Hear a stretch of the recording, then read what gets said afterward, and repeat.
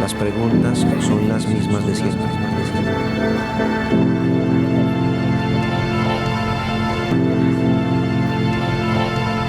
Hacemos parte de un todo en constante cambio, de una región en constante cambio.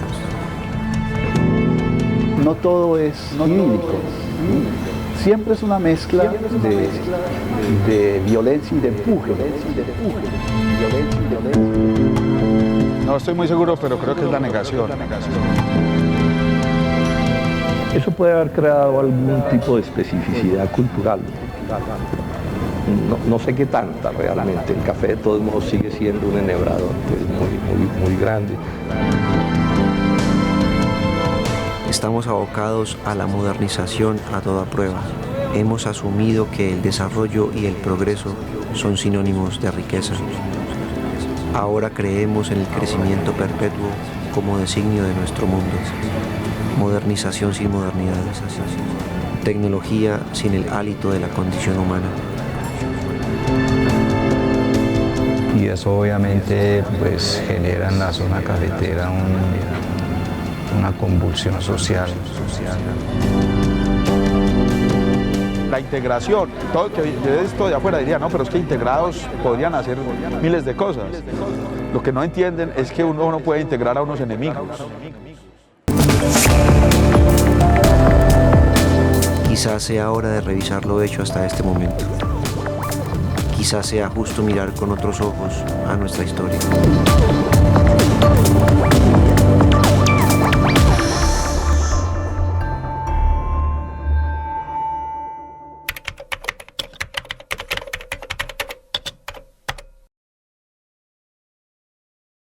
Todo empieza con el café de la mañana.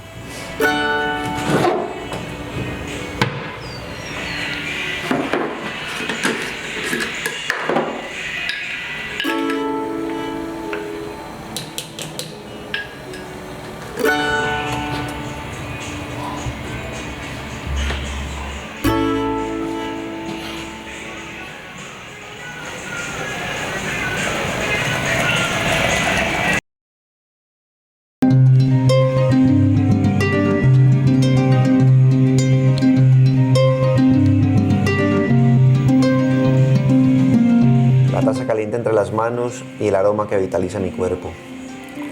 ¿Cuántos de nosotros solo pueden comenzar el día luego de haberse tomado un tinto?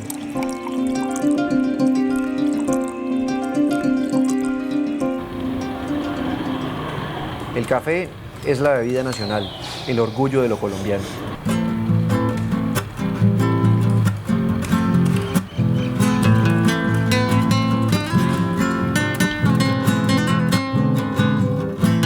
Su historia no es otra que la de este país durante el siglo XX. Sus días de gloria trajeron la riqueza y la prosperidad, pero sus caídas al vacío han significado la violencia, la crisis y la pobreza de un pueblo.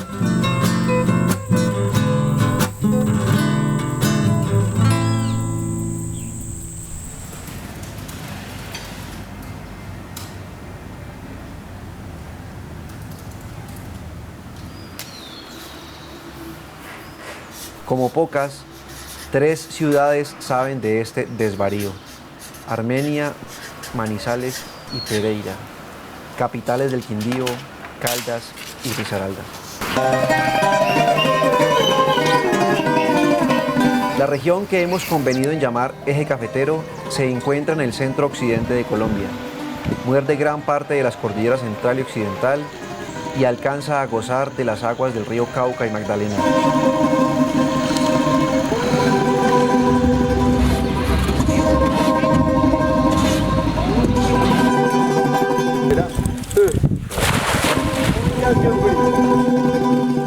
¿La pesca qué es? Una aventura.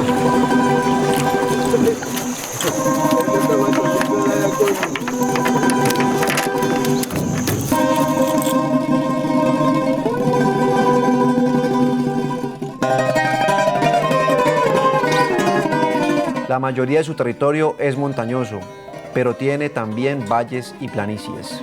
Su clima promedio es templado y lluvioso.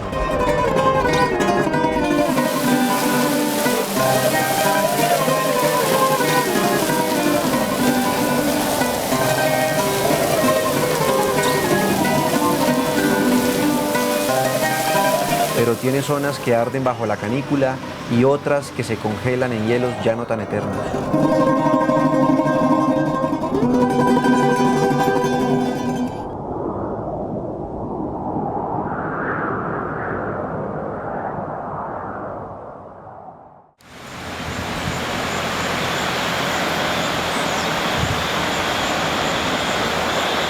Si a esta región la hemos titulado Eje Cafetero, es solo por comodidad, quizá una etiqueta útil en momentos de confusión.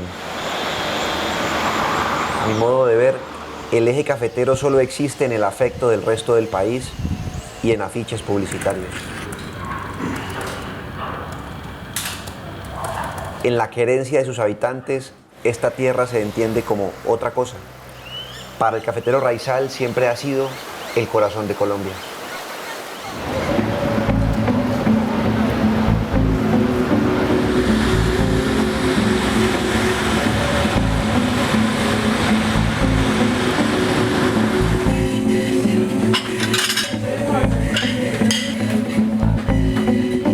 Durante más de 100 años el café fue el principal producto de la economía nacional.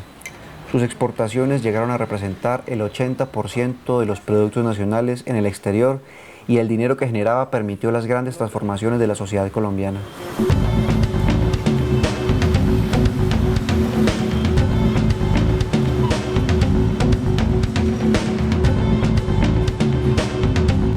En palabras de Absalón Machado, uno de los 2 o 3 sabios en temas de política y economía agraria en Colombia, fue este producto lo que propició el desarrollo del mercado interno en la primera mitad del siglo XX.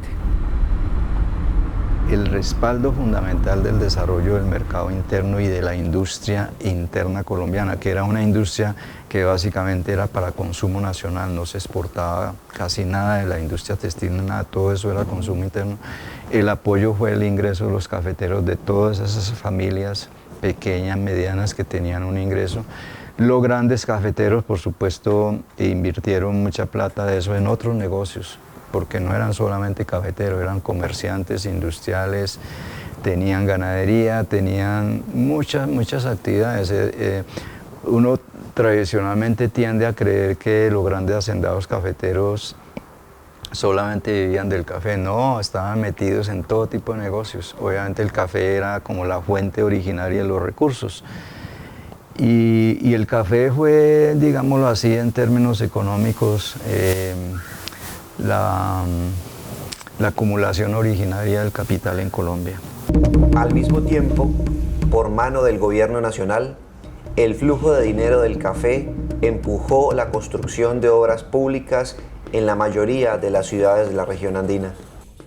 Colombia era una economía de archipiélago, digamos, como se decía antes. Después de los años 30 eso empezó a romperse porque el café permitió extender las vías, los ferrocarriles, y empezó a conectarse en todas las regiones más importantes, por supuesto, se conectaron entre sí, y hay que atribuírselo al café porque era la principal fuente de ingresos del Estado. Sin exagerar, durante las primeras 6 décadas del siglo XX, la modernidad latió en Colombia gracias al café. El corazón del país más rural que fue Colombia en esos primeros 60 años del siglo XX fue el café. Fue el café. Ese fue el que le dio el oxígeno, ese corazón cafetero le dio oxígeno a la formación del mercado interno y al desarrollo nacional. Eso no cabe ninguna duda. Fíjate qué tan importante es eso, porque las zonas que más atrasadas se quedaron en el desarrollo nacional, el Caribe colombiano, no producía café. Y toda la zona de los territorios nacionales tampoco se producía café. El café se produjo en el centro del país, sobre todo en el occidente, y obviamente en esta región de acá de Cundinamarca.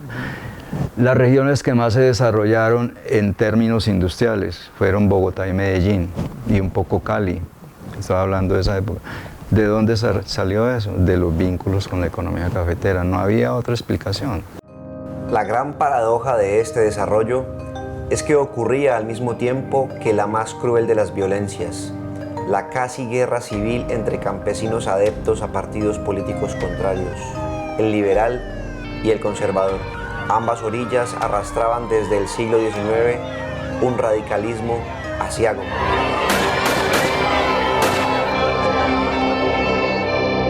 A finales de los años 40, hacer casi como dos países que se excluyen del uno al otro, que se retan en una guerra a muerte, ¿no? Entonces hay que ver el juego entre lo que son los partidos y lo que son los gamanolatos y los caciquismos.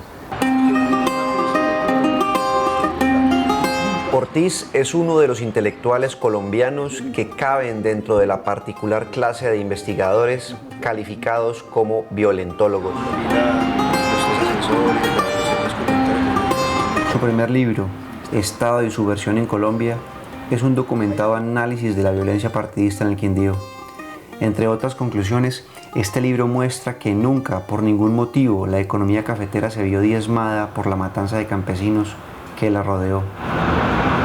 Contrario a lo que uno pensaría, la violencia no trajo el abandono o el decaimiento del café o el empobrecimiento, ¿sí?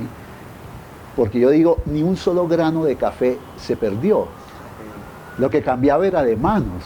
O sea, los mismos sacos de café iban a Londres o a Nueva York. Los mismos y más, pues, en la medida de que en ese momento se mantuvieron los precios muy buenos hasta el 55, ¿no? Entonces, ese café seguía magnífico. Las casas exportadoras no se inmutaban, ellas no estaban en la violencia, ni desataron para beneficio la violencia, ni se perjudicaron con la violencia porque eran muy bipartidistas. Rafael Espinosa y compañía, Pedro A. López y compañía, esas grandes casas exportadoras, ni les iba ni les venía. ¿Qué tipo de país es este que encontró desarrollo mientras su gente estaba siendo aniquilada? ¿Qué tipo de región es el eje cafetero que sembraba y exportaba al mismo tiempo que mataba y enterraba a sus muertos?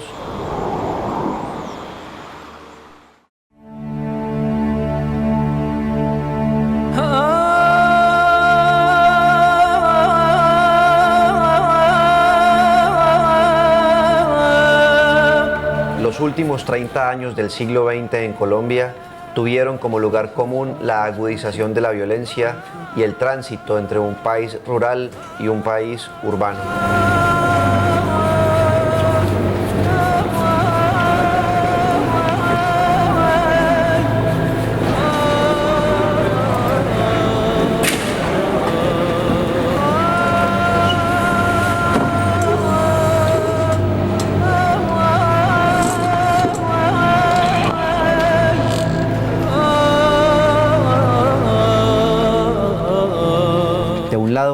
El conflicto armado interno entre guerrillas, paramilitares y fuerza pública abarcó casi todo el territorio nacional.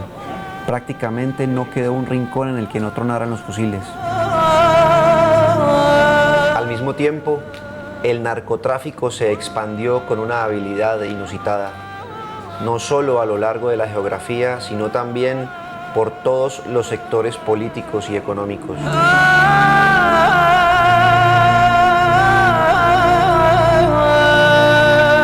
Caldas, Quindío y Risaralda tuvieron sus propias manifestaciones en estos dos escenarios. La violencia del conflicto armado y del narcotráfico se reprodujo con ferocidad en los lugares más recónditos, como la alta montaña del oriente caldense, y también en los espacios más centrales, como el área metropolitana de Pereira. Y sin embargo, nada fue tan crítico para la promesa de la modernidad en estos tres departamentos como la ruptura de un acuerdo. El 3 de julio de 1989, los países consumidores de café, encabezados por Estados Unidos, dieron fin al pacto de cuotas de compra y obligaron a los países productores, entre ellos Colombia, a someter su principal producto de exportación al vaivén de los mercados financieros.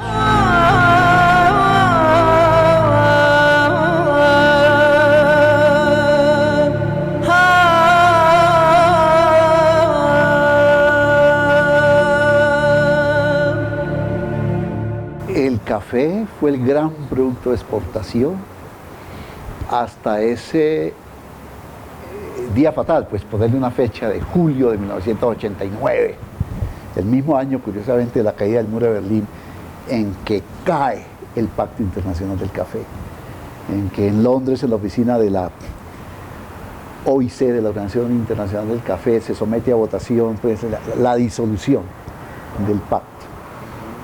Y al otro día se vienen abajo los precios del café en Colombia, en todo el país. Y desde ese entonces, pues, empieza un camino difícil para los cafeteros.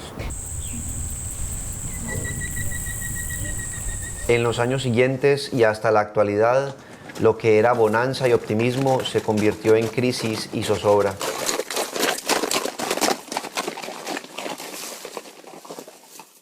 Y la base de toda esta crisis es que llevamos desde que se rompe el pacto, y así yo lo advertí oportunamente, en una etapa de precios bajos, pues con altibajos, pero digamos que funcionábamos con precios así y ahora funcionamos con precios acá, ¿sí? Y eso marca una diferencia notabilísima.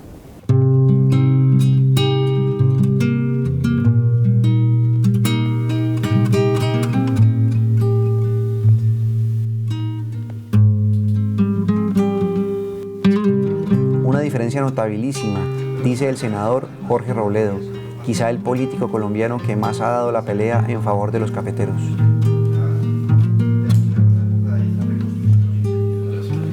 Diferencia que se resume en la pérdida abrupta e inevitable del horizonte de desarrollo de Caldas, Quindío y Risaralda.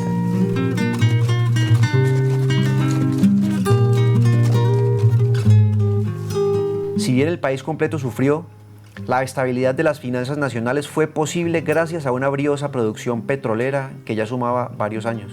A la larga, ninguna otra región fue tan lastimada por la ruptura del pacto de cuotas como el eje cafetero.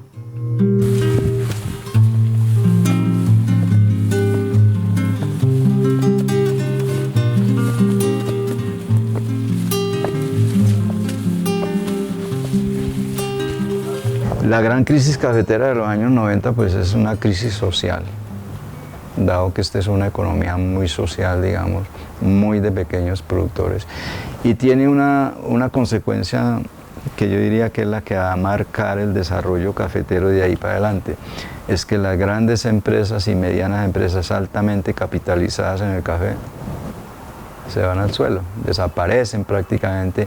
Entonces el café pasa de un nivel económico de acumulación grande a un nivel muy bajo, más que de subsistencia de las familias. Y eso obviamente pues genera en la zona cafetera una convulsión social. Una década después de la caída de los precios, el desempleo en las tres capitales se duplicó. Si en 1990 Manizales, Pereira y Armenia tenían una tasa alrededor del 10%, para el año 1998 Armenia tenía una del 20%. Para el 2000 Manizales una de 22.4% y en 2001 Pereira una de 19.5%. La pérdida del horizonte de desarrollo fue de tal magnitud que 2 décadas después de la ruptura del pacto, el desempleo mantuvo cifras similares, mientras que la tasa del país promediaba el 10%, las de Pereira, Armenia y Manizales eran del doble. En la actualidad, estas cifras no han cambiado mucho, y ya es costumbre que las tres se turnen el último puesto de la lista de ciudades con más desempleo en Colombia.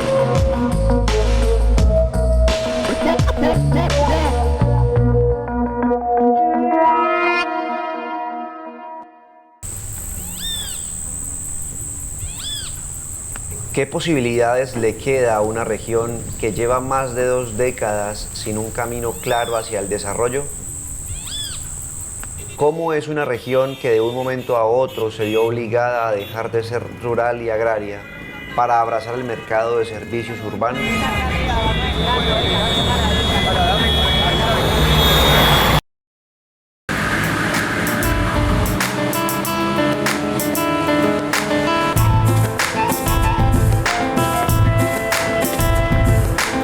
Después de haber publicado Balas por encargo, mi libro acerca de los sicarios del narcotráfico, intenté darle forma a una crónica sobre el café y la fractura social en el eje cafetero.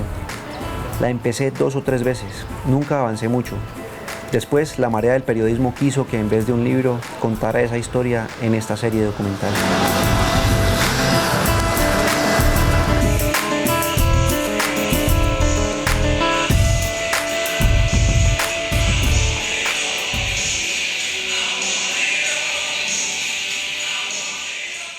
Para los habitantes de las ciudades del eje cafetero, la vida de finca significa vacaciones. Una casa a las afueras y un cafetal lleno de frutales son los lugares predilectos para pasar el tiempo libre.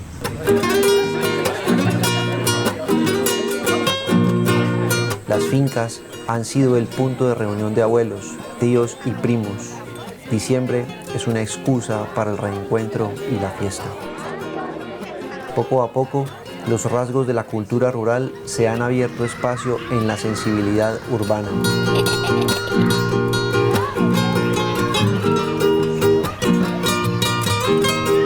Los cafetales y el bareque, las montañas con sus caminos de barro y piedra, la música de cuerdas campesinas, los viajes en Jeep Willys, el desayuno con arepa y café endulzado con panela.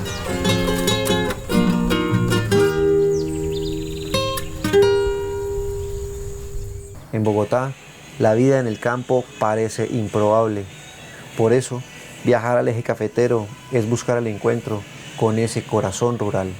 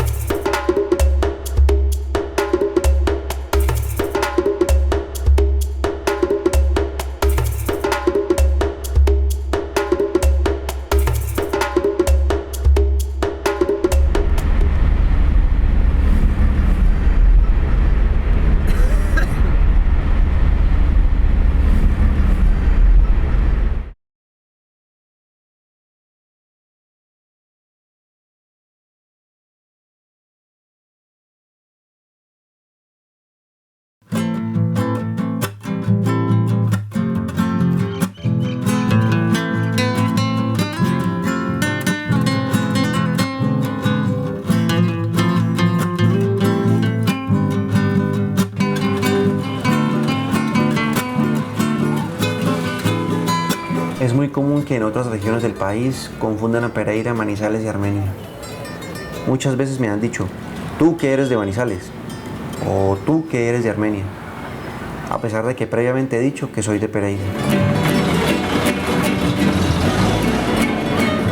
Si al comienzo me preocupaba aclarar la diferencia, después me desentendí. Lo que parece un error puede no serlo tanto. Sí, eso es la batería. Listo, Carmelito.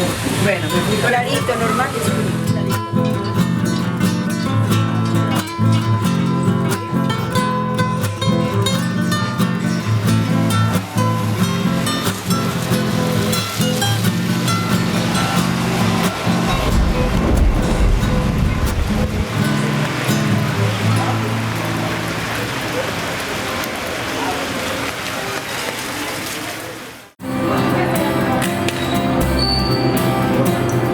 Invité a 3 jóvenes de la región para que habláramos de lo que nos asemeja.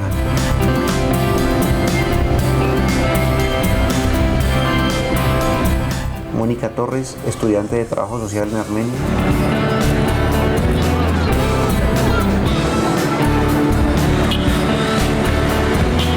Valentina Gómez, antropóloga recién graduada en Manizales.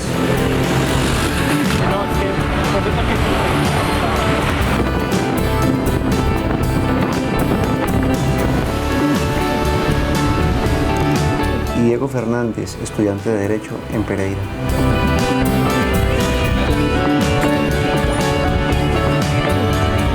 De entrada me contaron que sus abuelos son de la región.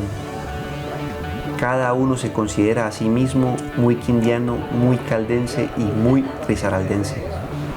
¿Hay algo que los una como habitantes de esta tierra? Pues lo primero que se me llega a la mente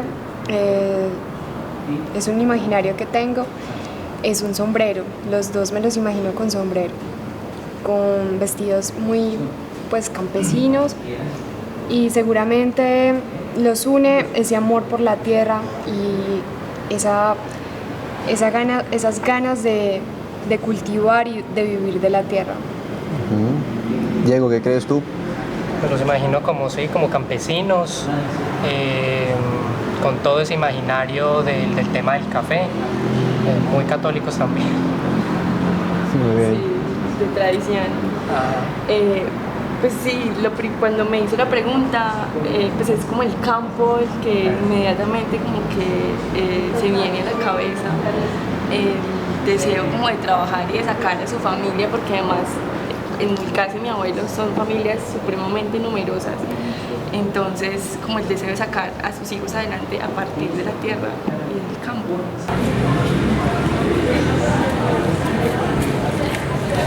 Todos coinciden también en que esa sociedad rural le ha dado paso a una sociedad urbana.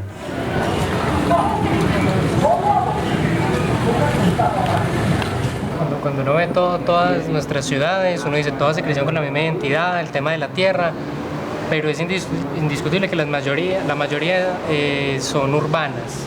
Definitivamente el campo perdió mucha fuerza y eso se hace explícito en la forma en que están creciendo las ciudades. Cuando uno llega a Armenia, cuando uno está en Armenia y uno recorre la ciudad, en todo lugar están construyendo y están quitándole como la zona verde a la ciudad. Entonces el crecimiento es increíble y se está perdiendo pues, la notoriedad del campo.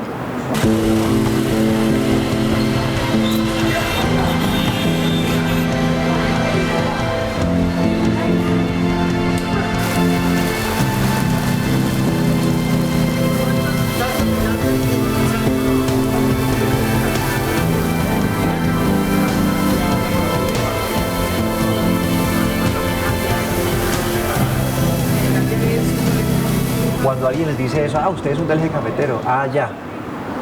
Dice, ya, significa que ya sabemos qué tipo de personas son ustedes. ¿Qué creen que les están diciendo de eso? ¿Qué tipo de elementos tienen ustedes entonces o tienen la región? Mónica. Pues está ahorita con mucha fuerza lo de los parques temáticos. Entonces ya está el parque del café, Panaca. Pero creo que pues lo más importante pues es el café. Y la gente piensa que es que nosotros todos vivimos, o me ha pasado, que es que vivimos todos en fincas y todos tenemos pues los cultivos de café y las maticas y los secaderos y pues como que no visionan una ciudad, pues una urbanidad. La gente se imagina el Jet Willis, el campesino clásico, el poncho, el carriel, el sombrero, el bocito, y que todos hablamos así.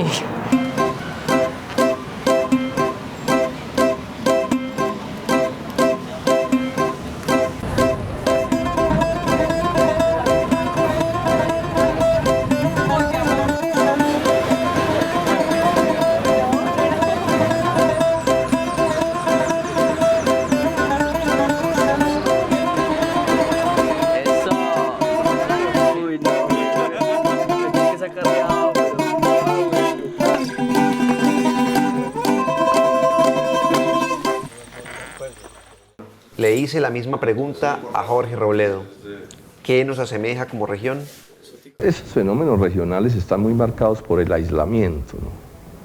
por aislamientos que tienen que ver con formas de geografía, con qué tipo de vías de comunicación, con influencias económicas.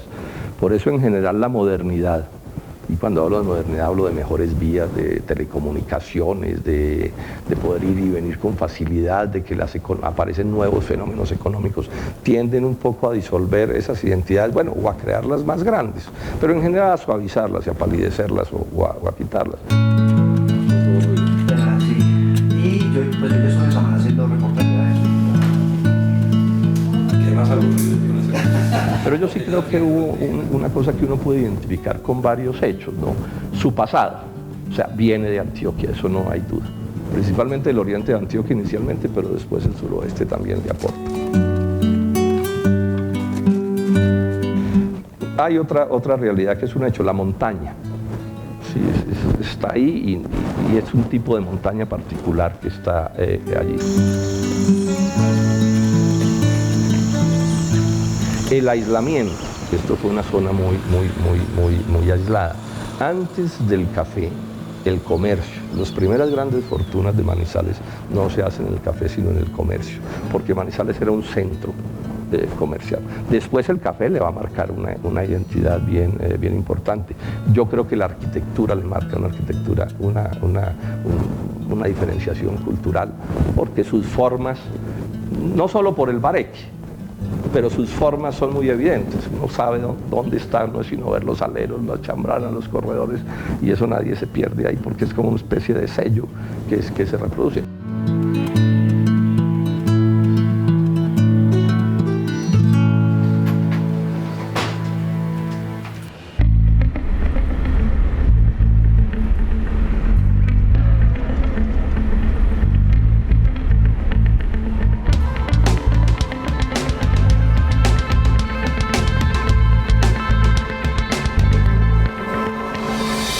Lo que llamamos eje cafetero es lo que en la primera mitad del siglo XX fue el departamento de Caldas.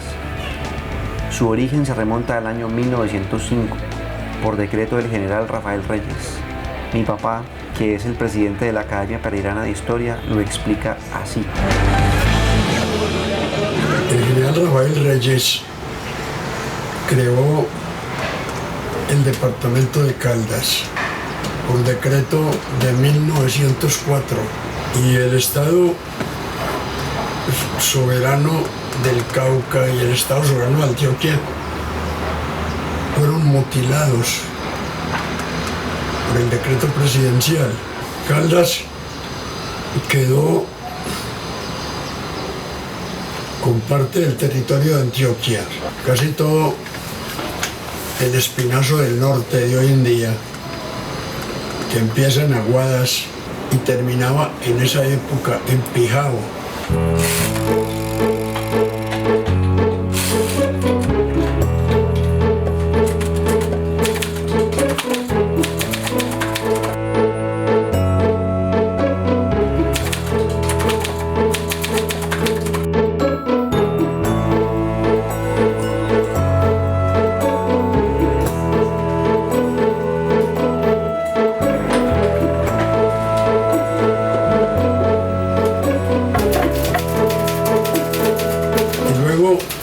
Le recortó, le quitó al Cauca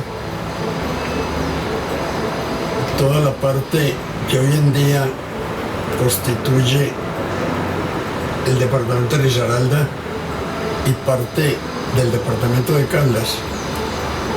Es decir, Pereira, Santa Rosa de Cabal y todo el occidente antiguo que llamaban occidente de Caldas, hasta Marmato. Marmato, Supía, Río Sucio, Guática, Mistrató. Guática, Mistrató y Supía son municipios originados en la colonia. Los demás son de la República. El más antiguo es Río Sucio, que es de 1819.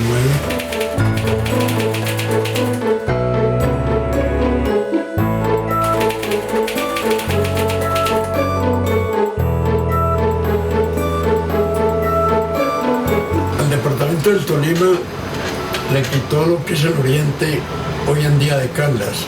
todas las poblaciones del oriente de Caldas eran del Tolima.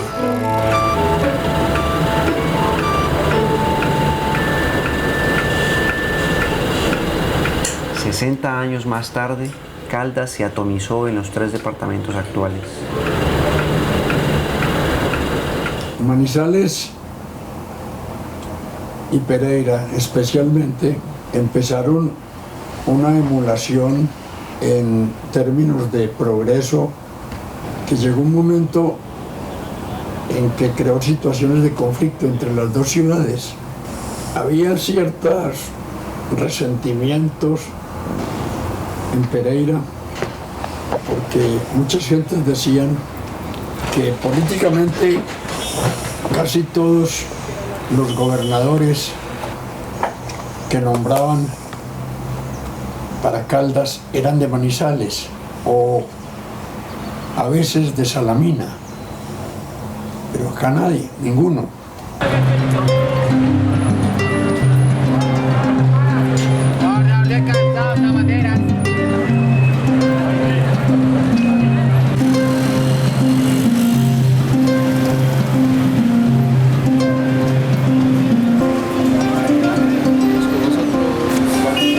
Las decisiones políticas se tomaran en Manizales dejó de ser tolerable por Armenia y Pereira, sobre todo porque los líderes políticos y gremiales de estas dos ciudades no tenían mayor relevancia en el manejo del presupuesto departamental. Y eso, según los separatistas, desequilibraba en favor de Manizales las cuotas de desarrollo. A pesar de que los líderes políticos de las 3 ciudades se reunieron para una fragmentación consensuada, no lograron acuerdos.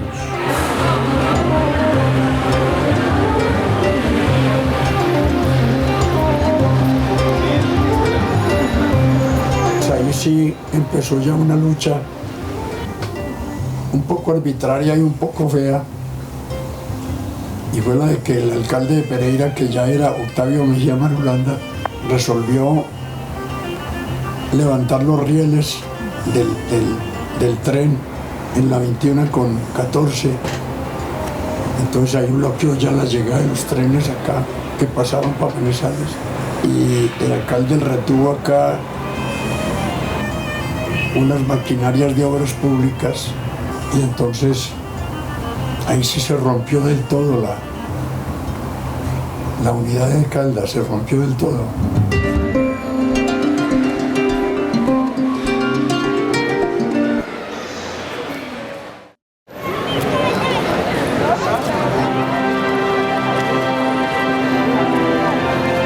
A mediados de enero de 1966 nació el departamento del Quindío y 15 días después el de Risaralda.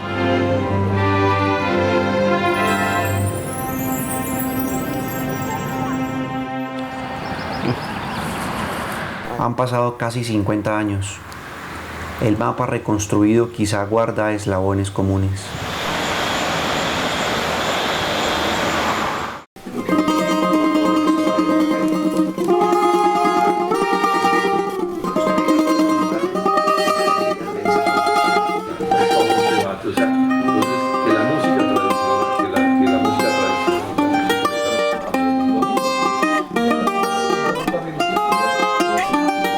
Digamos esto primero, Juan Miguel, por la propia dinámica, y yo creo que es un fenómeno inexorable, lo que estaba todo unido tiene hay un momento de su historia que tiende a dispersarse, que se expresa de manera muy clara con la aparición de los 3 departamentos, ¿no? Un departamento relativamente pequeño y se vuelven 3 bastante pequeños, sobre todo Risaralda y Quindío.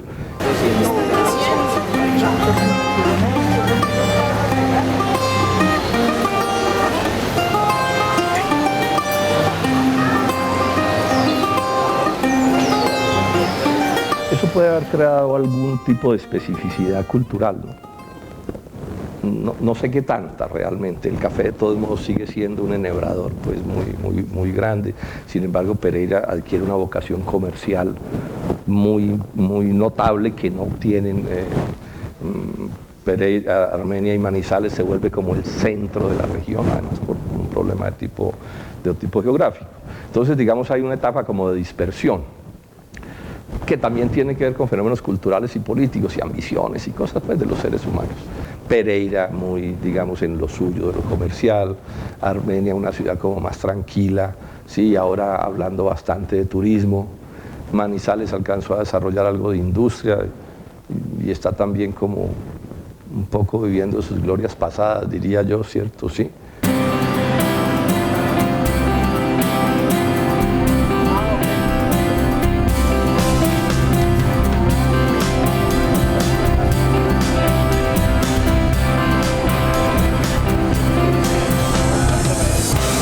Pablo Rolando Arango es un joven filósofo y escritor de Manizales, docente en la Universidad de Caldas. Sus opiniones sobre política y cultura son reconocidas por ácidas y sinceras. Arango dice que a esta región la une la negación.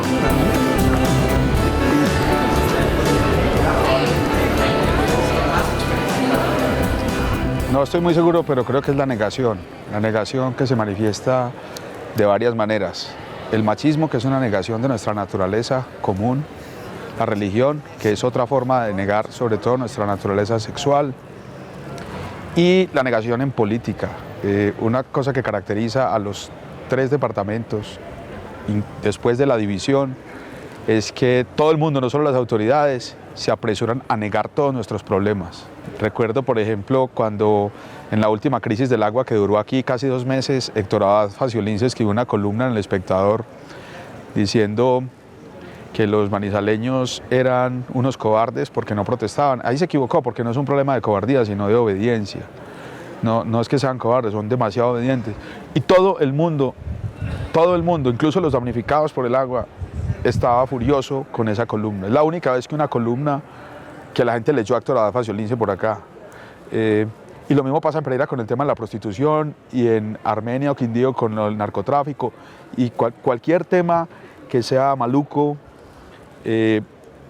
nos apresuramos inmediatamente a negarlo.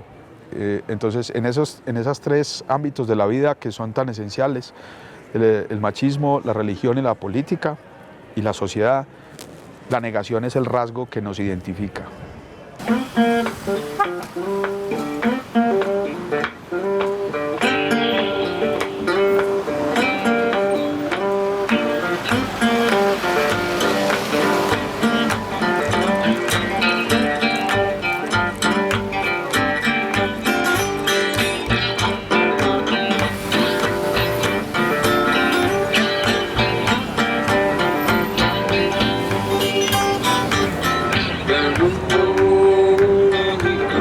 Probablemente, cuando convinimos en llamar eje cafetero a estos 3 departamentos, estábamos lanzando una apuesta por el futuro. Y esta apuesta pudo haber encubierto enormes distancias.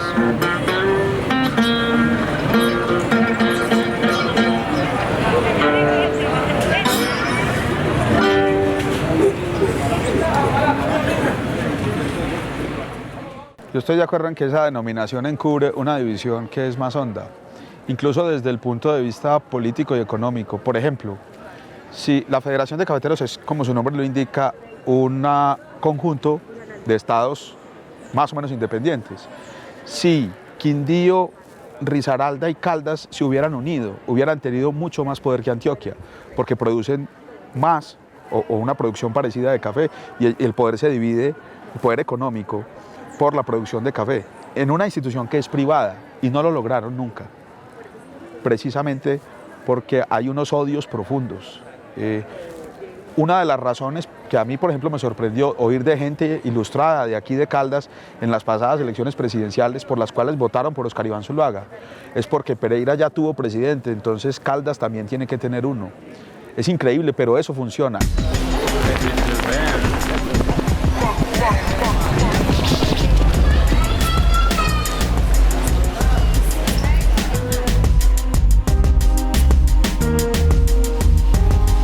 La integración, todo el que ve esto de afuera diría, no, pero es que integrados podrían hacer miles de cosas. Lo que no entienden es que uno no puede integrar a unos enemigos. Claro, 2 enemigos integrados podrían hacer maravillas, pero no se van a integrar porque son enemigos. No estoy dramatizando quizá un poco, pero hay una división profunda Y esta cosa del eje cafetero a todos nos gusta, porque Colombia es internacionalmente reconocido. Aún hoy uno ve que hablan de los ciclistas, los periodistas argentinos, se dicen los cafeteros, aunque el café ya no desempeña el mismo papel que desempeñaba antes, ni de lejos, pero nos gusta hacer el eje cafetero porque es como si fuéramos el eje del progreso y de la identidad colombiana, de la identidad buena.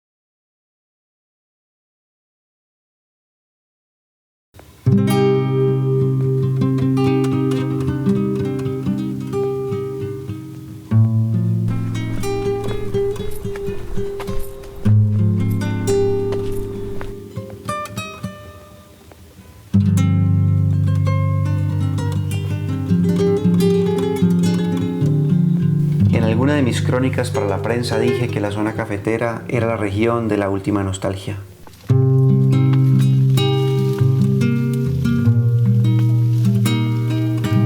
Nuestra mirada hacia el futuro parece estar cargada de la tristeza por lo que fuimos y no seremos nunca más.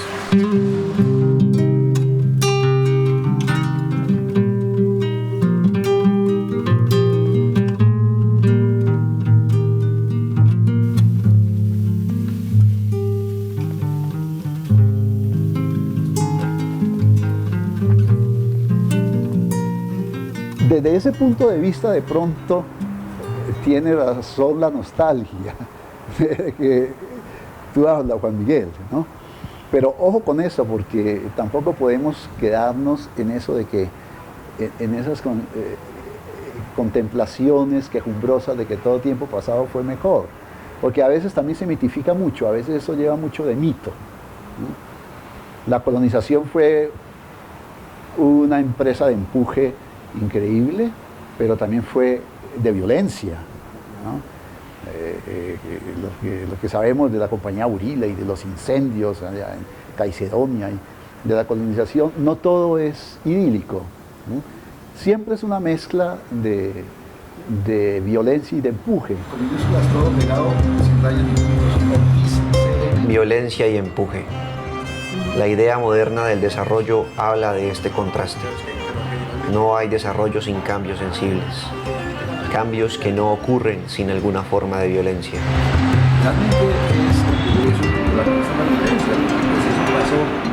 La violencia clásica, la de los años 50, pues no se diga, ¿no?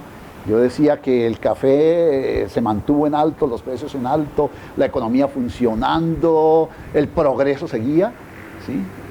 El contraste que señalaba el secretario ejecutivo de FENALCO, que después lo repitió muchos años después Fabio Echeverri Correa, que la economía va muy bien pero el país va muy mal, el contraste entre la pujanza económica y la violencia.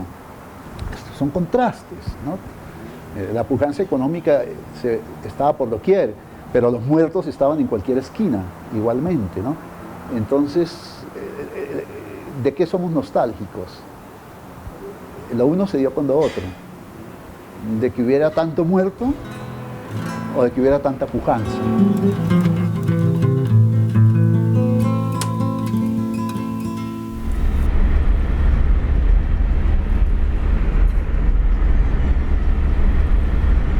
Los viajes son puertas a nuevos mundos o la posibilidad de mirar de otro modo el mismo mundo.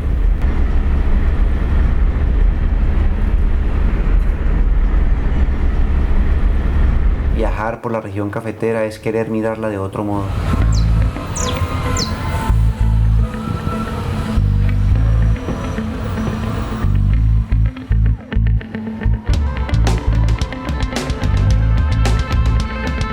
Empiezo este viaje tratando de encontrar esa otra mirada.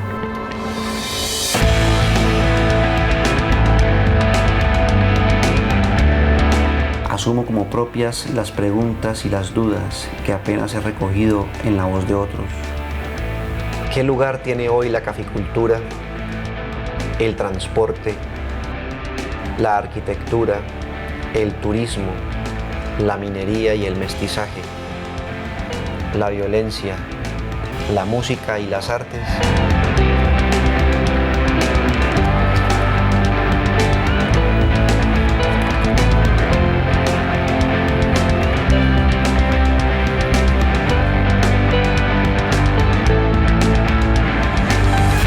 Pensar en el futuro es buscar en el pasado. Vengan conmigo a buscar el corazón de Colombia. Al volver, miraremos con otros ojos esta tierra nuestra.